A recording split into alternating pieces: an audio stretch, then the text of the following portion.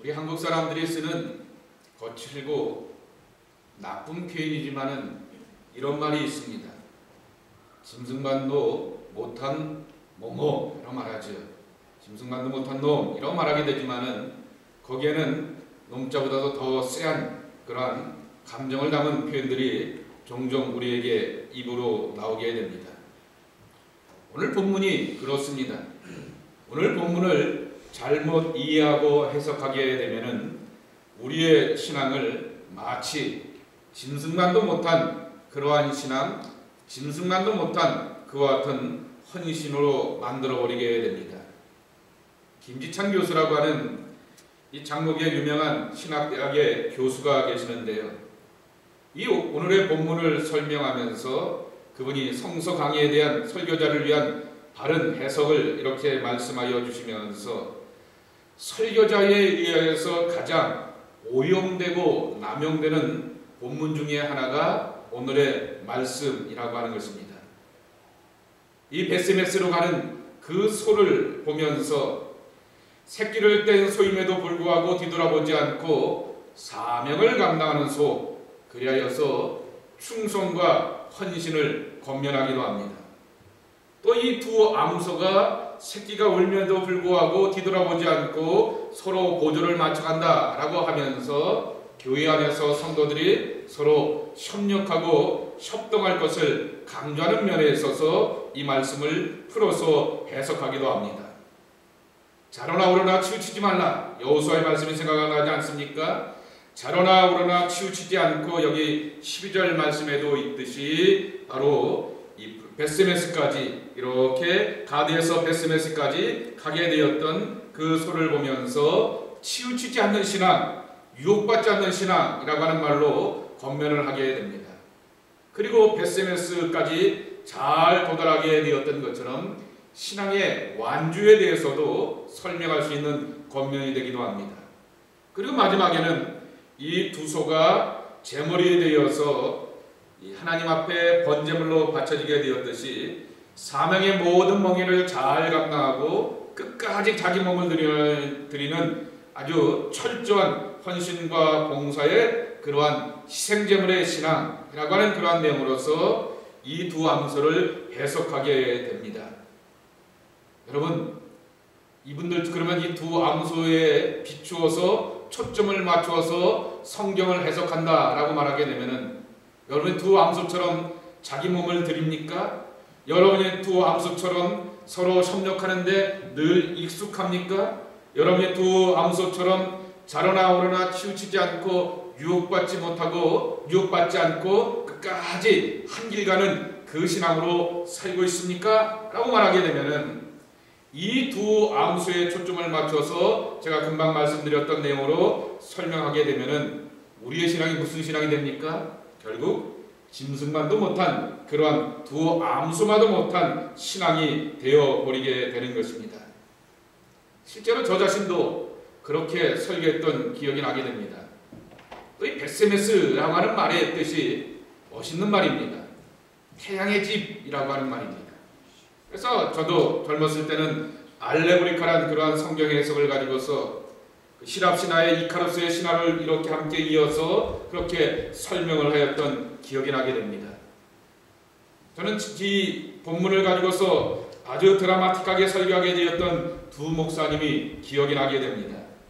한 분은 엄마 소와 그리고 송아지의 이야기를 그냥 울면서 목사님이 그 목소리를 흉내내면서 그렇게 울부짖는 가운데서 뒤돌아서지 않는 그 모습을 소개하게 되었던 목사님의 설교가 생각이 나기도 하고, 한 분은 천직의 유명 목사님이 이 말씀을 가지고서 우리가 주님을 향하여서 철저한 마음으로 헌신해야 된다라고 하는 그 설교의 내용도 기억이 나게 됩니다.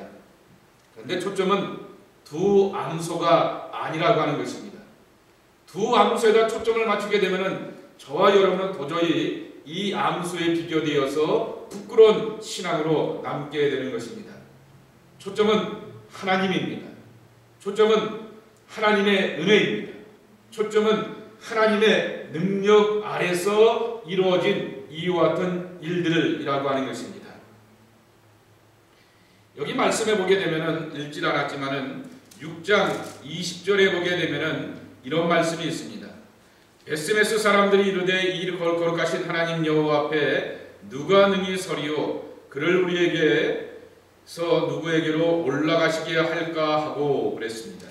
이게 무슨 내용이냐고 하면은 베스메스 사람들이 이 법궤가 대체 어떻게 생긴 거야 라고 하면서 한번 들여다보게 되었다가 70여 명의 사람들이 죽게 된 다음에 이 거룩하신 여호와 앞에 감히 누가 서겠느냐라고 하는 그러한 고백을 하고 있는 것입니다. 법궤 이야기는 재미나게도 사무엘상 5장과 6장 그리고 사무엘하 6장에도 우사의 이야기로 이렇게 또 이어져 가고 있는 것을 볼 수가 있습니다. 블레셋이 해양의 무기들을 받아들이면서 철기 문화 가운데서 여전히 청동기 문화로 헤매고 있게 되었던 이스라엘을 침략해 오게 됩니다. 그러니 강한 철로 만들 칼과 창과 무기를 가지고 구리로 만들게 되었던 그 무기 속에서 싸움이 결코 이루어지지가 않는 것입니다. 그리고 아직까지 이스라엘은 왕이 없었기 때문에 사울 왕이 세워지기 전 왕이 없었기 때문에 질서와 체계도 없어서 전쟁 가운데서 계속해서 패배할 수밖에 없습니다. 그러니 이번에는 블레셋과의 전쟁 가운데서 하나의 수를 발견하게 됩니다. 그건 뭐냐고 하면은 성막 혹은 법궤라고 하는 이 이름을 가지고서 여호와의 이름으로 혹은 법궤의 이름으로 전쟁터에 나가서 싸우자라고 하는 것입니다.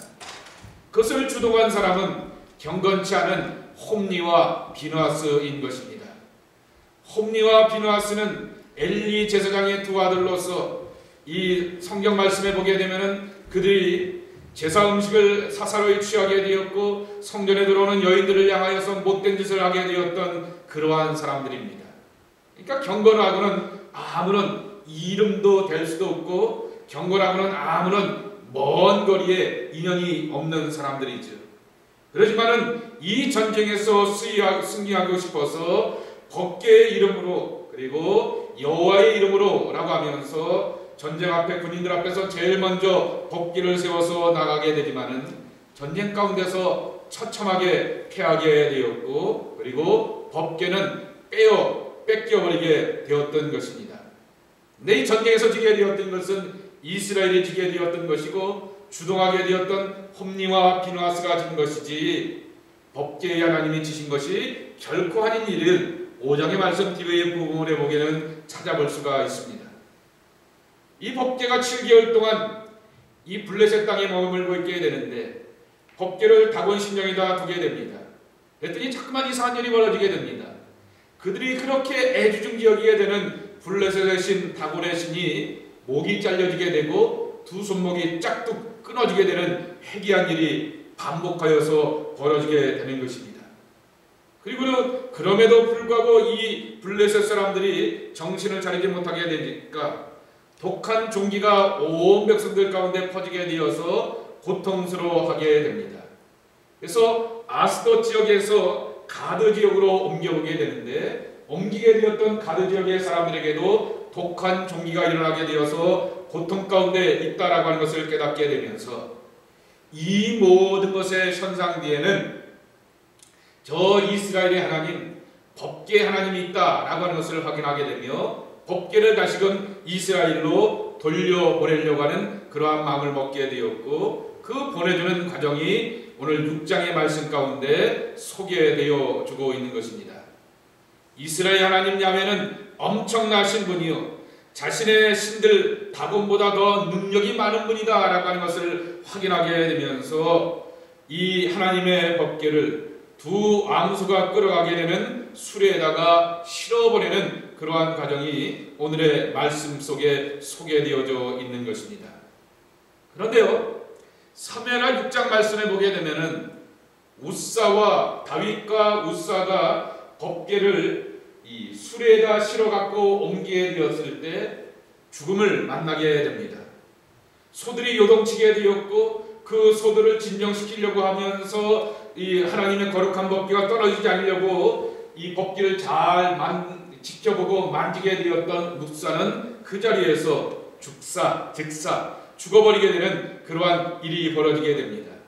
그리고 그 이유를 발견하게 되는 것이죠. 하나님의 법궤는 레위인의 그 어깨 위에다 긴 장대를 달아서 옮겨야 된다라고 하는 사실을 다시 한번 내기를 보면서 그들이 확인하게 되었던 것입니다. 서로 상반되는 두 이야기가 사무엘상 그리고 6장과 사무엘하 6장에 나오는 것처럼 보이게 됩니다. 소에다가 초점을 맞추게 되면 이해가 되질 않는 것입니다. 하나님의 은혜, 하나님의 능력, 하나님 그 자체에다가 초점을 맞추어야 한다라고 하는 것입니다. 하나님은 홈리와 비느하스와 같은 불신앙의 사람들의 불신앙적인 행동에 의해서 이용당하신 하나님이 결코 아니다라고 하는 것입니다. 여호와의 이름으로 법궤의 이름으로 전쟁에 나가서 승리하는 것이 아니라 하나님과의 진정한 믿음과 그리고 참 친분을 갖고 있게 되었던 조건과 자세와 마음을 갖게 되었을 때 그러한 사람들을 통하여서 하나님은 일하신다라고 하는 것을 알아야 할 것입니다. 우리는 흔히 암소들의 조건들을 걸면서 그들의 충성된 마음을 이해하게 됩니다. 여기 7절에 보게 되면은 이 두 암소를 소개하게 되었는데 새 수레를 하나 만들고 멍에를 메어보지 아니한 이렇게 표현하게 됩니다.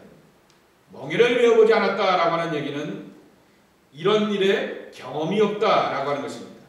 이런 일에 훈련되어 본 적이 없다라고 하는 것입니다.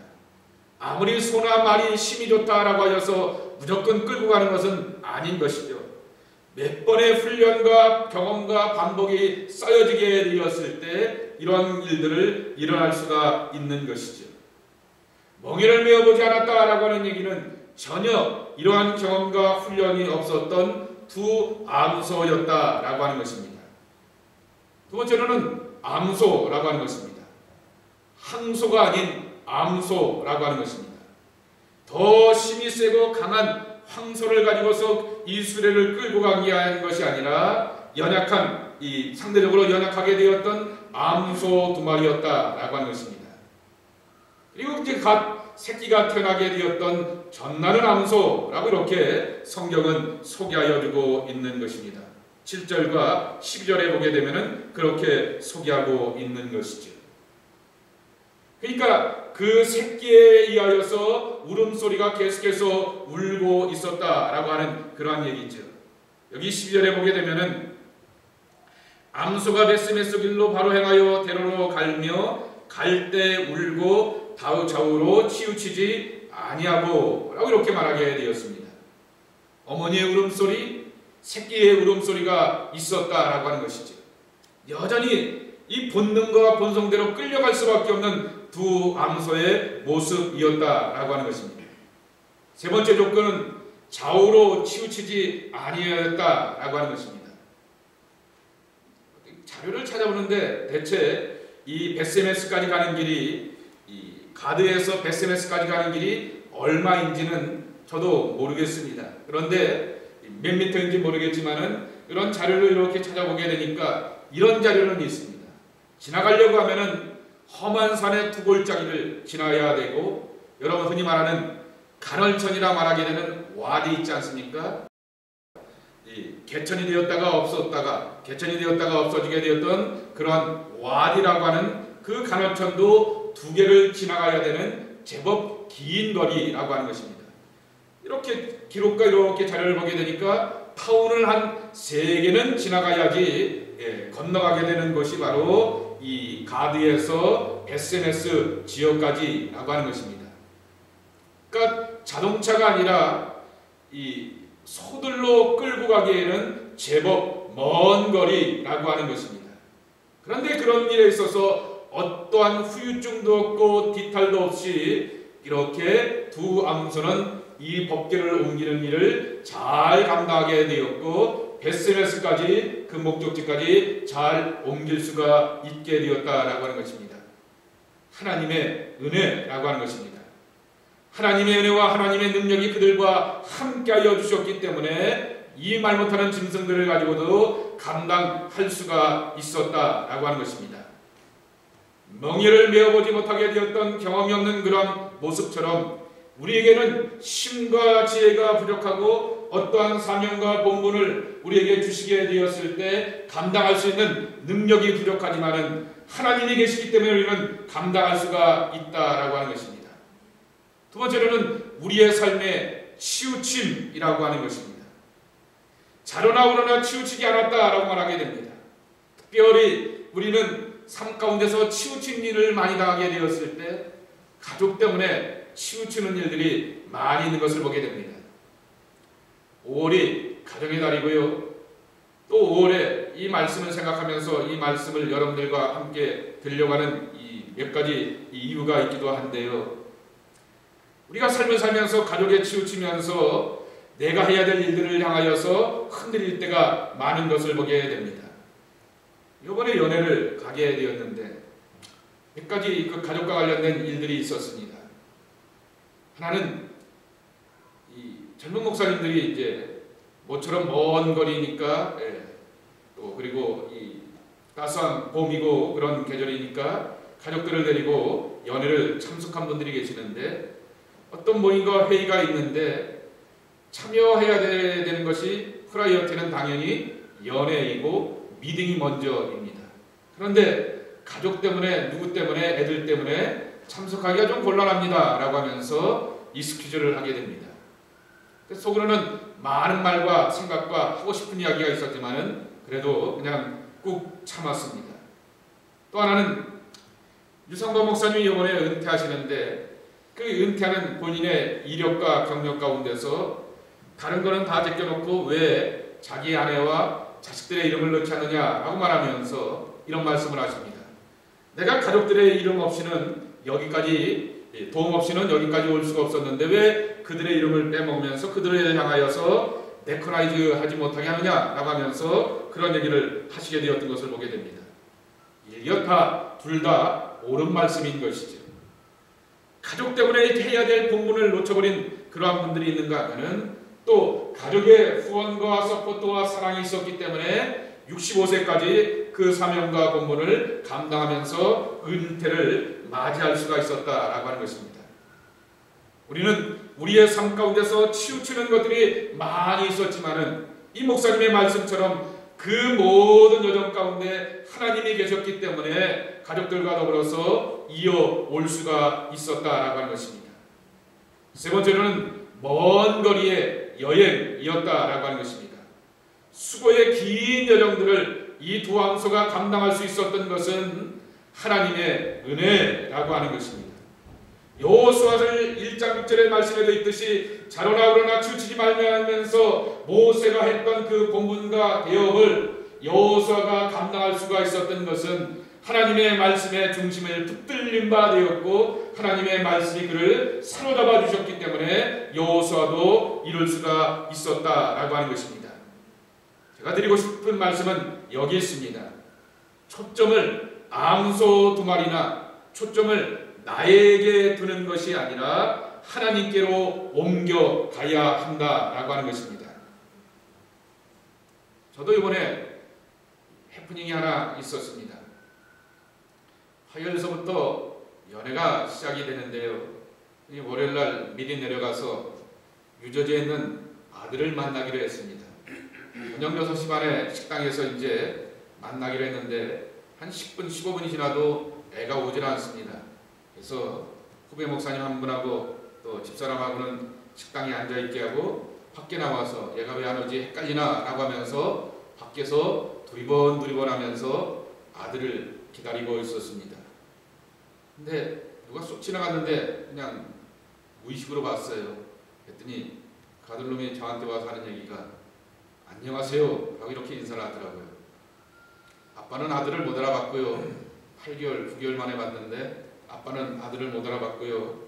아빠는 아들을 향하여서 아빠라고 부르는 것이 아니라 안녕하세요 라고 말하는데 무슨 오랜만에 만나는 먼 타인이 이렇게 부르는 것처럼 부르게 되니까 그날 저녁이 메뉴가 갈비였거든요. 갈비가 갈비 맛이 안 나더라고요. 그래서 곰곰이 생각을 하면서 보게 되었습니다. 여러 가지 그런 많은 감정들이 이렇게 오가는 길 가운데서, 차를 타고 오가는 길 가운데서 생각 속에서 들게 되었던 것입니다. 이 말씀이 그러면서 떠오르게 됩니다. 불과구의 시리즈를 설계하면서 이 말씀이 떠오르게 되는 것입니다. 저와 집사람은 하나님의 두 암소가 아니었는가라고 하는 생각을 해보기도 하였습니다.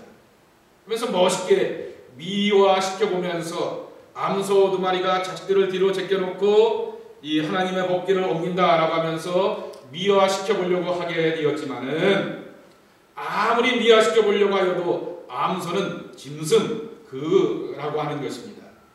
암소 두 마리를 가지고서 그의 본분과 사명을 감당케 하시게 되었던 하나님의 은혜와 하나님의 능력이 더 초점을 맞춰야 한다라고 하는 것입니다. 그들은 스스로가 끌어가야 되는 그러한 존재가 아니라 하나님의 이끌리심으로 이끌려가는 존재들이었다라고 하는 것입니다. 제게는 그러한 능력도 없고, 제게는 그러한 지혜도 없고, 제게는 그러한 경험도 없지만은, 그러나 하나님께서 나를 붙들어 주셨고 사로잡아 주셨고 은혜와 능력을 주셨기 때문에 하나님의 살아계신 가운데서 이끌림을 받는 존재가 저의 모습이었다라고 하는 것입니다. 또 한 가지는 본성을 뛰어넘는 하나님의 은혜라고 하는 것입니다. 오늘 짐승의 본능이 나오게 됩니다. 전날은 암소라고 이렇게 소개하게 되었던 것처럼 아직까지 새끼를 향하여서 먹이고 챙겨야 될 그런 어미 암소였고, 어머니를 멀리 떠나버리게 되었던 새끼 송아지들은 울게 되는 것이 본성이었지만은 그들은 자로나 우러나 치우치지 않았다라고 하는 것입니다. 두 암소가 위대했기 때문이 아니라고 하는 것입니다. 하나님께서 가는 길을 향하여서 그들을 사로잡고 이끌어가시고 가시게 하셨기 때문에 그런 일들을 이루게 되었다라고 하는 것입니다. 본성대로 살아가는 종교가 기독교는 아닙니다. 본능대로 행하게 하는 것이 하나님의 마음이 아니라고 하는 것입니다.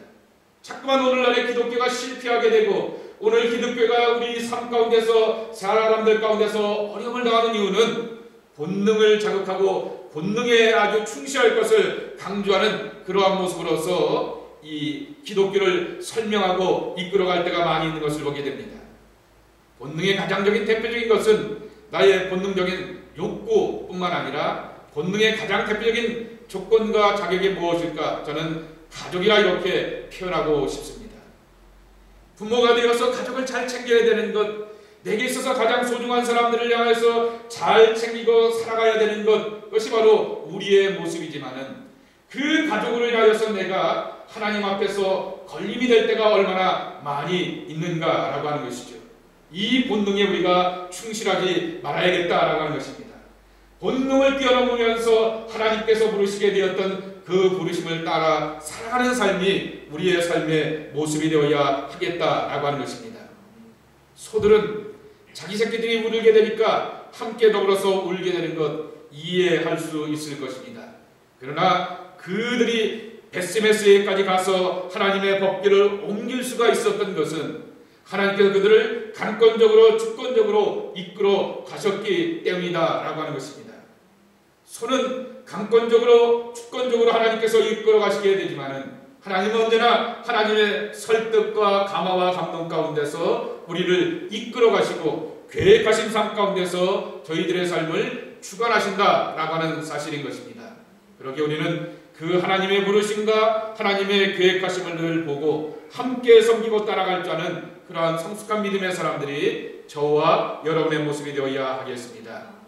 멍에를 메어보지 않았음에도 불구하고 그 멍에를 멜 수 있고 법궤를 짊어질 수 있고 감당할 수 있었던 것은 전적으로 하나님의 은혜인 것을 기억하며 우리의 미숙함과 연약함 앞에서 낙담하지 않고 언제나 하나님의 부르심과 그 은혜에 사로잡힌 바 되어서 본분과 사명을 잘 감당하는 하나님의 사람들이 저와 여러분의 모습이 되시기를 주님의 이름으로 간절히 축복합니다.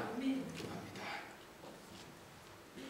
하나님, 본능에 끌려가지 않는 삶, 말씀에 지배당하는 삶, 하나님의 계획과 뜻 가운데 살아가는 삶, 그것이 바로 저희들의 삶의 여정이 되어야 하겠습니다.